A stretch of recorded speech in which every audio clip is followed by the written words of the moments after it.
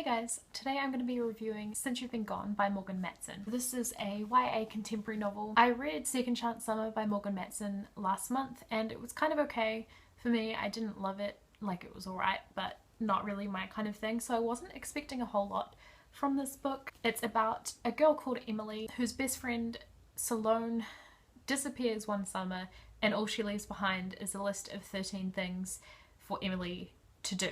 Emily spends the summer doing all of the things on this list, hoping that it will somehow lead her back to Salone. To say that it exceeded my expectations is kind of an understatement. It was amazing.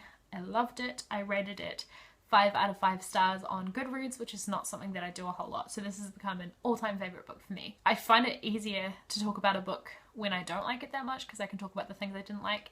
When I liked everything, it's kind of hard. I thought I would try and talk about it anyway to encourage you guys to pick it up because it is really, really good. More than anything else, I would say that it's a coming of age kind of story. Not just for Emily, but for all of the other characters in this book as well. They all had their own journey to go on and I really loved that. All of their journeys as well did kind of have a couple of common themes. One being confidence and another being, you know, staying true to yourself or being honest with yourself. The character that I could relate to most of all though was Emily. She was very shy, very quiet, kind of scared of everything, so in a way she was afraid of life, and she was happy to have someone else to speak for her. And then when she no longer had someone else to speak for her, she was kind of afraid to go out and would go out hoping that people wouldn't see her and that no one would talk to her.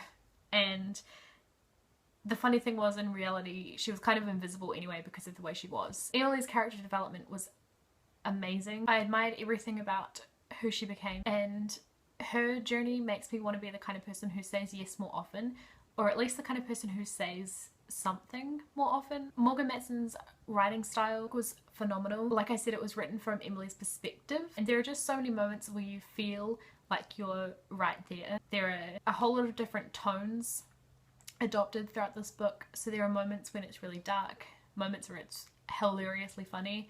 There's a moment where Emily is drunk and that's written really well. Everything just makes you like feel what Emily is feeling and it makes you feel like you're inside her head, and I really appreciated that with this book. It's something that you kind of don't see often enough and it's a skilled way to write, I think. A couple of notes I have more to do with the format of this book. I ended up bookmarking the page that had the list on it. I've actually just realised that the friggin' list is on the back of the book, so I probably didn't really need to do that, but I ended up bookmarking the page that the list was on because often throughout the book Emily would refer to the things on the list by their numbers, not by what they actually were. So she'd be like, I did number blah blah blah, and I'd have to flick back to the list and check what it was.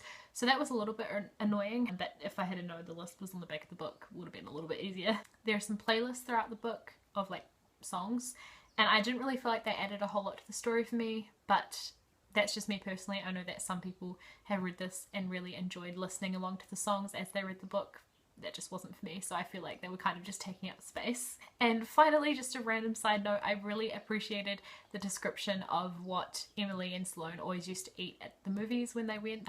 M&Ms mixed in with popcorn and then drinking Coke using a Twizzler as a straw. I immediately obviously had to try both of those things. I can confirm that M&Ms and popcorn is really, really good. Totally recommend trying that. But Twizzlers as a straw, cool theory, except that if you take too long, as in more than a couple minutes, to drink your Coke, the Coke starts to eat away at the Twizzler, which is kind of gross, and it makes like a paste at the bottom of your drink. So yeah, don't really recommend that one, but the M&M's popcorn thing is brilliant and totally recommend checking it out.